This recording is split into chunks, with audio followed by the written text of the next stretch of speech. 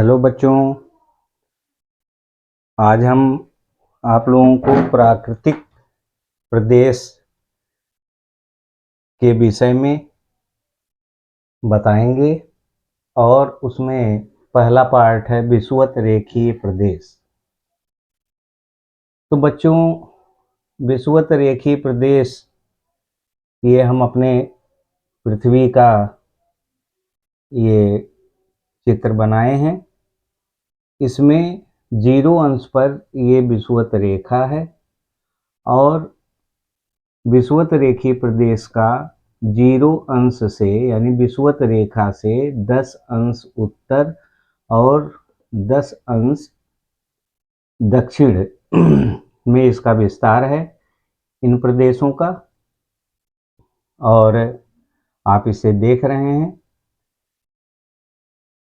उत्तरी अमेरिका में अमेजन घाटी और उत्तरी पश्चिमी तट से दक्षिणी अमेरिका के कांगो घाटी, गिनी तट और पूर्वी तट पर इन प्रदेशों का विस्तार है और एशिया में पूर्वी द्वीप समूह में इनका विस्तार है। अब एक प्रश्न आता है कि दक्षिणी अमेरिका में कौन कौन से देश इन प्रदेशों में विषुवत रेखीय प्रदेशों में आते हैं।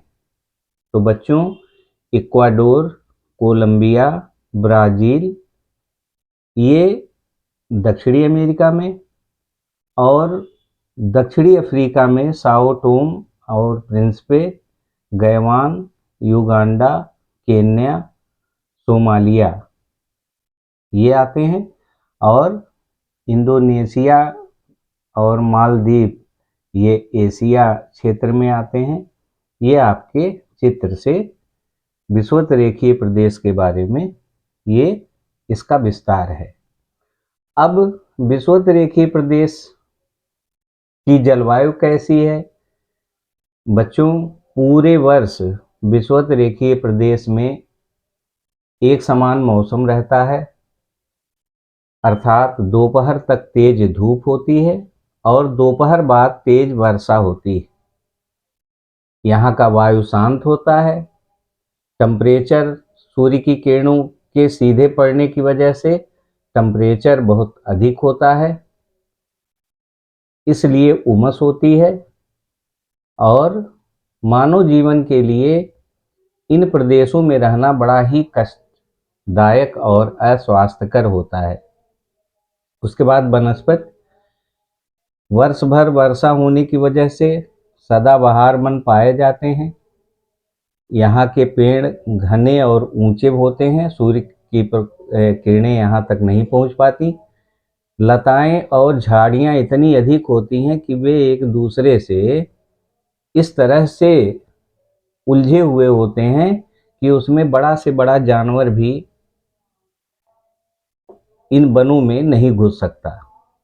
जो वृक्ष पाए जाते हैं रबड़, सिनकोना, रोजवुड, ताड़, महोगनी, आबनूस ये इत्यादि वृक्ष पाए जाते हैं।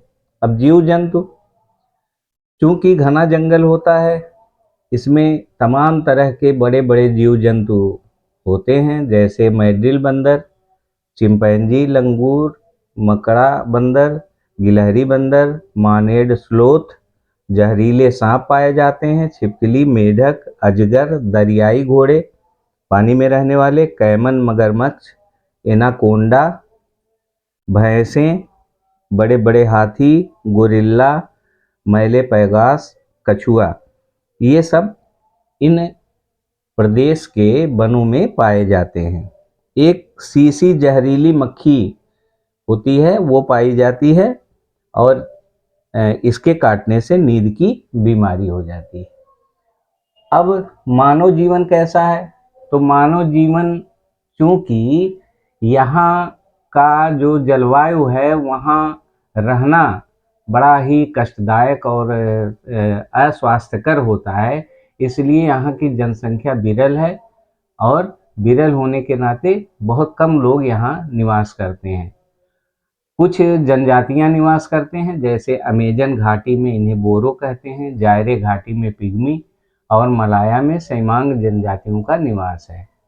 ये किस तरह के होते हैं? इनका कद छोटा होता है, रंग काला होता है, होंठ मोटे होते हैं और बाल घुंघराले होते हैं, आँख बहुत छोटी छोटी होती है। ये घास फूस और लकड़ी से मचान पर घर बना करके निवास करते हैं। बच्चों, कृषि में ये काफ़ी की कृषि करते हैं, मक्का की कृषि करते हैं, कोको, और इनका मुख्य भोजन मांस होता है। जो पिग्मी जनजाति के लोग हैं वे वृक्ष की छाल और पत्तों से अपना शरीर ढकते हैं। अब इन प्रदेशों में रहने वाले लोगों का व्यवसाय क्या है? तेल वाले ताड़ के फल, ताड़ के जो फल तेल दे प्रदान करते हैं, उनके फल, जड़ी बूटी, हाथी के दांत, जानवरों के खाल, जंगली रबड़ और रबड़ का दूध ये बेचते हैं।